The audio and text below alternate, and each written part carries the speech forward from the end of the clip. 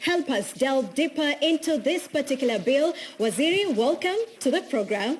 And a big shout out to our audience here at the Chandari Auditorium at the University of Nairobi. Thank you very much for joining us on this very special town hall. And for our audience at home, you're viewing us on TV47, our digital audience, tupateni Twitter, Instagram, TikTok live, only on TV47 digital. My name is Brian Furaha. And I am Sheila Chelangat, but we are not alone. Of course, on the other side, my colleagues Andrine Kilemi and Josh Onsare are standing by. Andrine, Josh, what do we expect from you on that side? Twahib Sheila, mengi yamezungumzwa. Mswada wa fedha mwaka 2026 umewachangamsha wengi na pia umeweza kuchanganya waliomo na wasiokuwemo. Kwa kifupi, tuangazie humu nchini Wakenya wengi ambao wanatumia rununu za kisasa. Hivi sasa ushinda mtandaoni, lakini kuna mapendekezo ambayo yamewekwa hapa na pale ambayo huenda yakawakwaza. Tunaye Waziri wa Fedha John Mbadi amekaa kitako tisti kabisa kuyajibu maswali yote ambayo yatatoka katika hadhira hii. Kwa jumla, hivi sasa tunayaangazia kwa kina zaidi. Andrin? Naam Joash, mtazamaji, unajua kwamba una hadi tarehe 25 Mei mwezi huu kuwasilisha maoni yako kuhusu mapendekezo ambayo yatakuwa yakitekelezwa kuanzia Julai mosi. Na hoja kubwa zaidi mitandaoni na mitaani ni kuhusiana na swala la mitumba. Je, serikali inapanga kubana sekta hii hadi kufifia? Swali hilo mtazamaji, tutakuwa tunalielekeza kwake Waziri wa Hazina ya Kitaifa John Mbadi, ambaye tayari amejaajaa mjengoni. Atakuwa analijibu muda mfupi ujao. Jina langu ni Andrine Kilemi. Wanakwetu wananiita Josh Onsare. Tuko tayari kabisa kukujuza. Sheila Chelangat, kazi kwako. Asante sana wenzangu. I cannot beat that Kiswahili, but of course now this town hall begins right now. And now let me walk to Waziri. How are you? It has been a long week for you indeed. Great to see you here. Thank you very much and good evening. I want to greet the audience. Good evening. Comrades, power. You know, it is really refreshing. It is. Well, now, it is really refreshing to be back here. yes. I remember when I was sitting, not in a similar environment like this, but something close to this, so many years back. I don't want to say so many years, Yes. because you may be surprised or shocked that you are not even born yet. Yeah. So it's good to be back here and in a different capacity now to deal with the different issues. All right. Then it was student issues, cracking the books. Yes, of course. Yes. And Waziri, before we even go to, the ushuru, the tax, the finance bill 2026, Yes. let me tell you something. Me, I am heartbroken. Jana Arsenal won the Premier League. I don't know where do you stand? Where do you stand in this? Why do you want to spoil my evening? I thought that is something you had forgotten, because I'm in the same boat. You're in the same boat. Yes. And a little... But anyway, congratulations to Arsenal. I mean, you have suffered enough. Yeah. 22 years was long enough. And a little buddy Is it told from me... 2003? 2004, actually. 2004? Yes. The last time you won Premier, and this is the last. You will never win it again. Yeah, so, and a little birdie told me that you had told someone you'd give them 30,000 or more. actually, I wanted to play. So Melipa Deni. No, I will pay that. You will pay that. Yes, I made was that a bet? Yes. It was a bet. Yeah. So, okay. So maybe he keeps his word. And tonight we want to hear from him on everything about the Finance Bill 2026. But first, I want to pass you over to Andrine Kilemi, who has the latest at this hour of what is happening in the country. And I just want, let's see if she is ready. But before that, Waziri, this week was a hot one. And so in terms of, even the fuel protests that we did see across the country, how far are the deliberations coming on? Thank you very much. And you'll forgive me, my voice is not the best. I've been under the weather a little bit.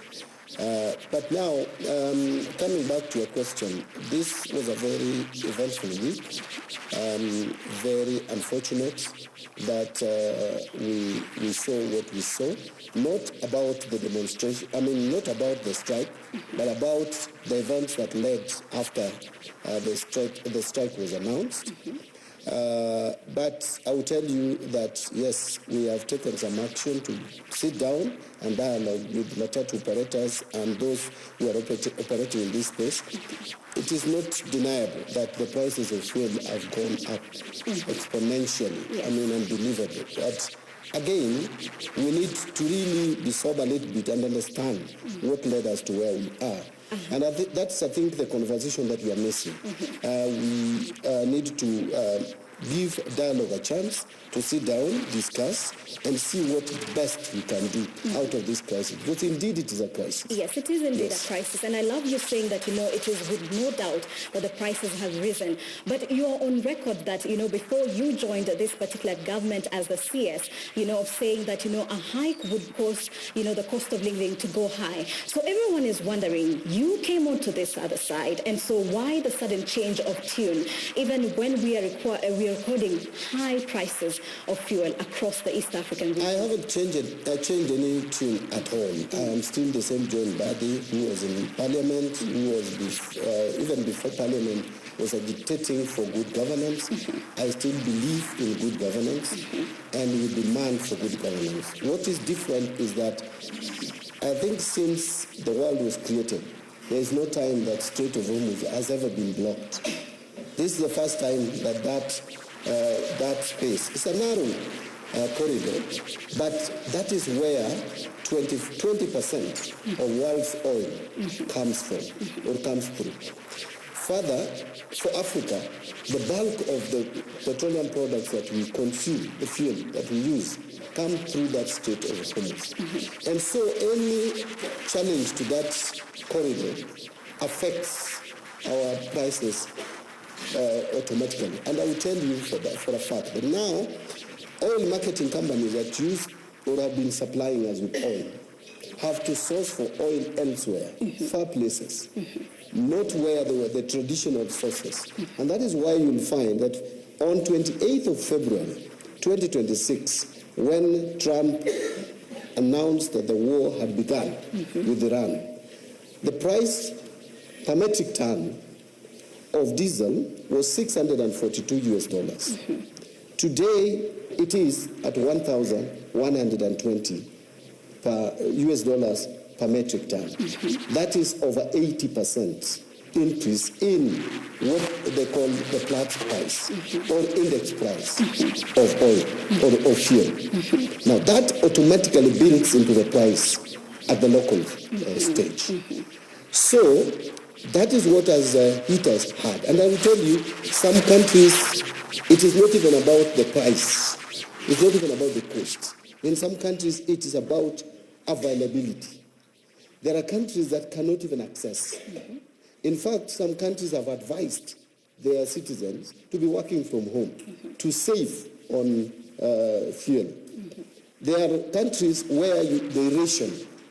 That has not hit Kenya. At least for now, we have, because of the programs and the plans that we had, at least we have availability of fuel. We have guaranteed availability of fuel. Now, what is the challenge is the price. And the only way to deal with price of fuel in Kenya is two things. Number one, the price of fuel is determined. There is an international way of calculating the price of fuel. The only thing you can do is to subsidize as a country. Or, at the extreme cases, in the extreme, you can start reducing certain taxes and levies that are added onto the landing cost of fuel. Now, what have we done as a government? In terms of subsidy, we have done the best that we could. Because before this crisis, we had 17 billion that we had built into the fund, stabilization fund. Out of that, it was 16.7 thereabout. Out of that amount, the first month when we were hit, because you see we were consuming the stock After the war, we consumed the stock of February and March, which had already been ordered at that old price, which was cheap. So when the new prices started hitting us in April, we moved to cushion Kenyans by applying 6.2 billion. Of course, we could not apply the entire amount because we didn't know for how long this war would last. So we applied 6.2 billion to cushion and reduce prices. Now, apart from that, as a government, we decided to reduce VAT. Initially, I announced a reduction as CS National Treasury to 13% because that is what the law allows me. But the president realized that we needed to go a step further and now proposed that we go all the way to 8%. That I could not do because the law only allows the CS to do up to 25% of the rate, which could have not taken us below 12%. So Parliament was called upon to apply their responsibility and reduce value-added tax from 16% to 8%. Yes. Of course, with consequences, and I'll come back to that later. Now, come the month of May, the prices even shot higher in the international stage, beyond even what we had anticipated in the month of April. So what did we do? We again applied, because now we were remaining with just about close to 11 billion in that kitty. We applied another 5 billion as because we still have another 1 month, or at least another one round, another one cycle of price announcement. Yes. So we applied another 5 billion. That 5 billion that we applied, we specifically targeted diesel because diesel is the most consumed in our economy. So we applied 4.5 billion to diesel, to cushion, to subsidize it, 500 to kerosene, and petrol we did not even subsidize. Now, what happened is that after doing that, still the prices had to go up because the subsidy was not enough. It was not enough. It was not enough. Yes, but now, so let me cut you short. Just maybe give me a minute. So after the discussion that we had with the Matatu, the representatives of the Matatu sector, and all the discussion we had on Monday and Tuesday, we then agreed that the remaining 5 billion that is in the kitty, we could use again another 2.7 billion to cushion further diesel. That is why you had the announcement that was made yesterday. So the government is doing everything that we can to make sure that the prices of petroleum products or fuel comes down so that we cushion, not Kenyans, to cushion our economy. Because rising prices means rising inflation. And, we now have a period of 1 week before the Matatu owners decide to go back to the streets or not, depending on the deliberations that you're having. And people are wondering, on Monday you said the fuel prices will remain unchanged until the next pricing cycle. Yes. Now we're looking at 1 week. Can you make it make sense? What are we really looking at? Can the prices change? First of all, there are concerns of these players in this industry beyond the pricing. One of the issues they have is the issue of adulteration. Actually, to them, that is number one. Because when you leave the kerosene prices way behind diesel prices, then you run the risk of adulterating fuel. And that would have a knock effect on their engines. And that is their biggest concern. So that we are trying to address. And you saw now the government is trying to push the prices of kerosene to be as close as possible to diesel. And also taking other measures. The measures are being discussed on how the government can make sure that there is no adulteration. So that is number one. That is being discussed. In the 1 week, I think we should be able to come to an agreement. Then number two is the pricing. Even if it is not going to kick in immediately, we have another round another cycle where the prices will be announced. Today is 20th.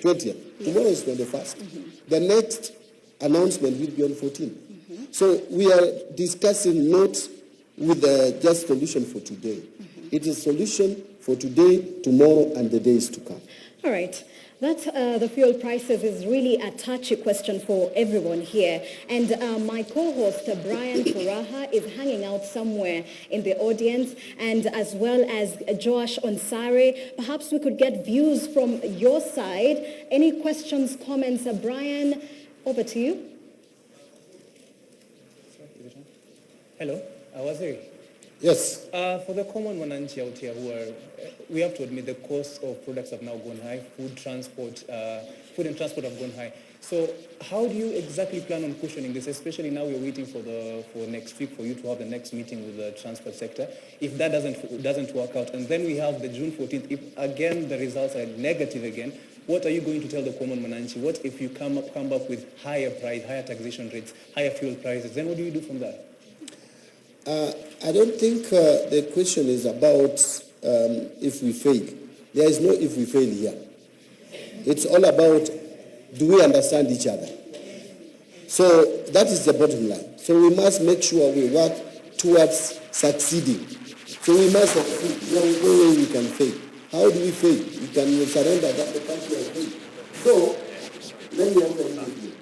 Desperate call for different. If it gets to a point where we are now desperate, we'll employ desperate or apply desperate measures. We had COVID. There are certain things that we did which ordinarily we could have not done. So we may end up doing things that ordinarily we would have not done just to accommodate the crisis that we have. So there is no question of failing. There is no way we can fail. How do we fail? How do we surrender and throw our arms up and say we have failed? Yes. So I am confident we are not going to fail. We are going to understand each other, we are going to agree, and we are going to apply or employ desperate measures if it gets to that. All right. As we wrap up with the whole fuel question and, the hot topic around that, Waziri, some quarters have, named you the experts that were brought in to, salvage a situation. And now with the experts in office, we are seeing record high prices. Is it that you're giving bad advice, or is it that you're giving good advice that's just not being taken in? Which you make me really laugh.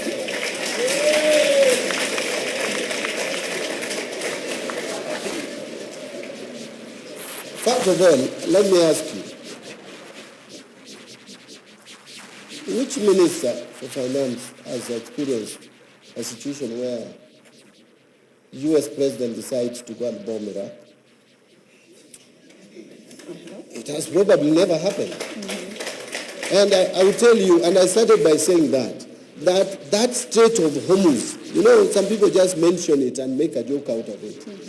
That small corridor holds the key to energy prices in the whole world.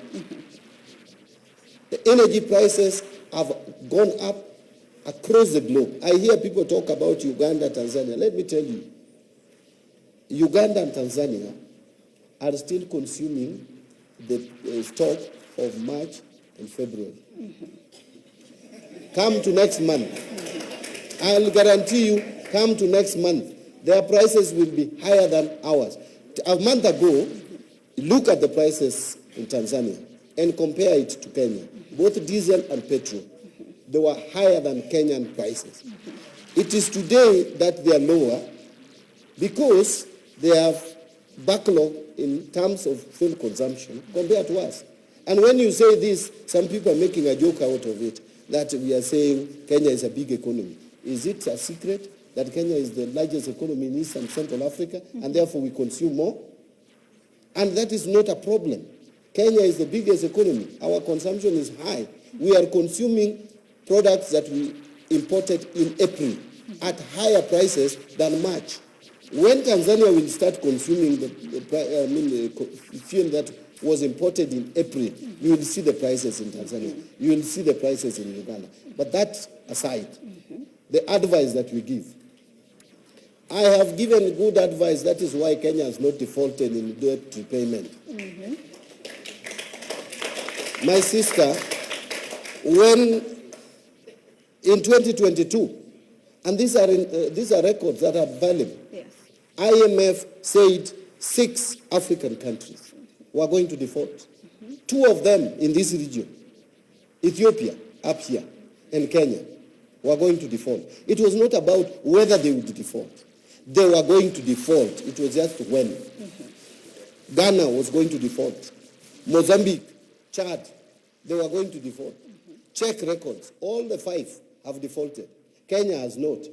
Is it because we pray too much? No, it is because of good advice. That is why we are where we are. You know? So, I will tell you that I think it was not a mistake to have this broad-based government. It was not a mistake to have some of us in government. We brought other ideas, combined with the ideas of those who are there, and with the support of the executive, and with the support of the cabinet, and with the support of none other than the president, we are where we are. President Uhuru Kenyatta told us when he was handing over to President Ruto that Ruto will not rule Kenya for even 3 months because he knows where he has left Kenya. This is not a secret. He said it in Masai Lodge to all Azimio MPs. I was present then as Azimio MP. I was looking at him and wondering, really? And you are campaigning for Raila to be president and you are telling us that the next president is going to fail in 3 months because you know where you have left the country. But he was right. Remember, the same Rigathi Gachagua today I see praising Uhuru Kenyatta and saying that he left a strong economy. The same Rigathi Gachagua said Uhuru left exchequer with no money. Did he say it? Is it not on record? Has it happened now all of a sudden that he realized that Uhuru left a stable economy? So for the record, we are closing nicely. Just let me, 1 week into Ruto presidency, 1 week, there was no fuel across the country.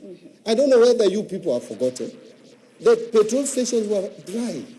Ruto had to think quickly to come up with this G2G. Why did that happen? Do you know why there was no fuel? There was no fuel because there were no forex exchange. Forex. There were no dollars in this country. And you cannot import fuel in Kenya shilling. Fuel is not something you buy from Kisumu. Fuel, you bring fuel. Fuel is brought from Middle East. It is brought from India. It's brought from outside. And for you to buy, don't think India, they will take your Kenya shilling. They take US dollars at bare minimum. Now, there were no dollars in the banks. Dollars were being rationed. Have you forgotten? To the extent that $1 now rose all the way to 160 Kenya shilling to the dollar. Because of an economy that Ruto inherited. We have stabilized this. Today you can see the shilling has stabilized at 129 to the dollar, 130 to the dollar. And then someone comes up and starts saying that the experts have not done much work, that Ruto has not done much work. Yes, we could do more, but we have done a lot. All right. I beg that we now end that discussion over there. But now let's go to the core of this town hall, the finance bill. And even before we start, I want to engage the audience. How many of us here have read the finance bill 2026? Yes? Yes? Yes? All right, that is interesting. But when you look at it, public participation. All right, calm down. But then we look at it, in terms of public participation is going on. Public participation. All right, I beg that, we do respect the House rules that we set earlier on. We will respect each other and we will not heckle. Thank you so much. So now let's look at it. Public participation is ongoing, Bwana Waziri. And this finance bill, of course, has a lot of legal jargon that the common wananchi cannot understand. So as you address the Kenyans today in this town hall, perhaps give us a summary. Break it down for us. Make it simple. Let's understand. What are the highlights and how different is it from the Finance Bill 2025? Thank you very much. First of all, when I got into this position, I made a promise to the people of Kenya that we will be as transparent, open as possible, especially on issues finance bill, because I was coming into office when finance bill had just caused instability in the country. That is finance bill of 2024. And we lost it for the first time in the history of this country. And I think we, from the Treasury, have lived to that. We have been more open, transparent. We have communicated to Kenyans from the beginning. And I want us to understand that finance bill is not something that we just create at the Treasury and bring to the people. A lot of this, whatever we put in finance bill, come from Kenyans themselves. There is engagement. We make advertisement and we ask for opinion and views. So Kenyans bring their suggestions, and my team at the National Treasury put together those suggestions. And when the suggestions are put together, then they are given to me, and each and every amendment to the bill, I sign off. And so I own every bit of any provision in that bill. Now, so what have we done?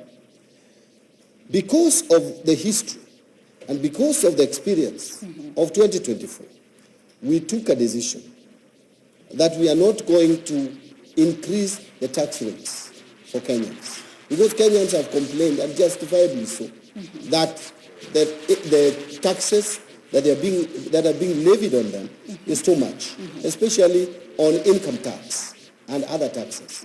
And therefore, if you look at this bill is very remote, if not zero, on any increase in tax rates. It is more on administrative measures. We are more on making tax collection, making efficient tax collection. A lot of Kenyans out there who have more ability than those who are paying taxes are not paying taxes. So we are looking for those ones. Yes. We are looking, in a way, we are working on how to broaden the tax base. Broadening the tax base simply means bringing more Kenyans, more people to pay tax, so that those who are already paying taxes should not continue bearing the burden alone, but rather we reduce their burden and expand the tax base. So that is what this bill is doing. We have come up with many tax administrative measures, where we are targeting some personal income tax, who are people who are making payroll, they are not paying taxes. And there are many, and they are the ones who make huge amounts of money. We are also targeting people who are getting income, and are just, in a way, the income is never seen. And even if they are seen, there is no legal framework to tax them. All those people we are bringing into the tax bracket. And the moment you bring those people into the tax bracket, you now have an opportunity to lower the tax rates. But I will tell you that this finance bill is not increasing the tax rates. I will go, I don't know whether this is the time you want me to demystify some of the mysteries. Yes, we do have some of the myths, and of course, Brian Farah, on the other end, is, had compiled a list of some of the proposals, and we would be tackling that. But before we get to that, you are saying that, this finance bill is all about widening the tax base. It's not the first time that, a finance bill is aiming to do so. So why have we failed before? And even as you do this time around, how do you plan to enforce it? Some of the measures that we have proposed have been defeated. Because again, some of the people who don't pay tax, my sister, those who don't pay tax in this country have a lot of influence. In fact, people with no influence pay their taxes religiously. But those who have the capacity and the ability are the ones who don't pay taxes. And so they find their way around and manipulate and end up not having the law passed. But again, we have also not been very efficient in applying the technology in tax collection. If you look at our business has literally shifted to technology, to digital, but we are still too manual and mechanical in collecting our taxes. We are moving away from that. And besides the legal framework, there are administrative measures that we are taking, one of which is that we are supporting Kenya Revenue Authority.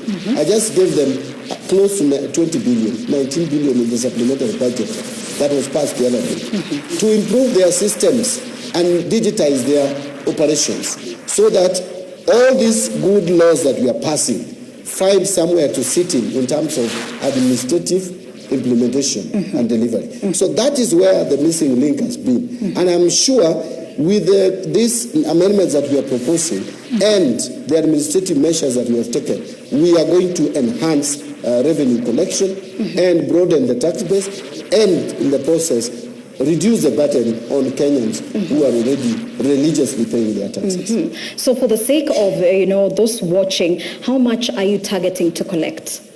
How much are we targeting to collect? Okay, there is, with the various tax measures, we are likely to collect about 54 billion. But there are also other measures like tax amnesty, which we are likely to bring in. The tax amnesty is likely to give us additional 30 billion. Why are we giving tax amnesty? There are so many cases that were pending at the tribunal, which have been determined, and so in our favor. And since they have been determined in our favor, we thought that these are Kenyans, these are business people, these are people with liquidity challenges. We give them this amnesty. They don't pay interest and penalties on the taxes that have been determined. They just pay the principal sum. So we are allowing them to do that, and we intend to collect about 30 billion at most, at least, from that. And then there is the personal income tax. Apple, we have enough space, even to collect 400 billion. But we are being conservative and saying for 26-27, we can collect an additional 100 billion shilling. This personal income tax, what is it about? If you look at the structure of our economy, those who are in formal payroll employment compared to those who are making revenue from their businesses and other professional lines, the number is almost 50-50. But personal income tax from that space is only 50 billion. For those who are in the payroll and employed, it's 600 billion. Yes. That mismatch is caused by your dentist who is not paying tax after taking a lot of money from you, the accountant who is preparing books and is not paying tax, and there are many. I'm talking about these self-employed people. All right. These are the people we are going for. Plus, rental income tax. We are only collecting 17 billion. And people have houses all over the country, buildings, and they are taking rent. But we are only asking for 7.5%, and they are not paying. So those are the people we are going for. We want them to pay their share, fair share of tax. But maybe, Waziri, you're trying to raise money from people who are already overtaxed.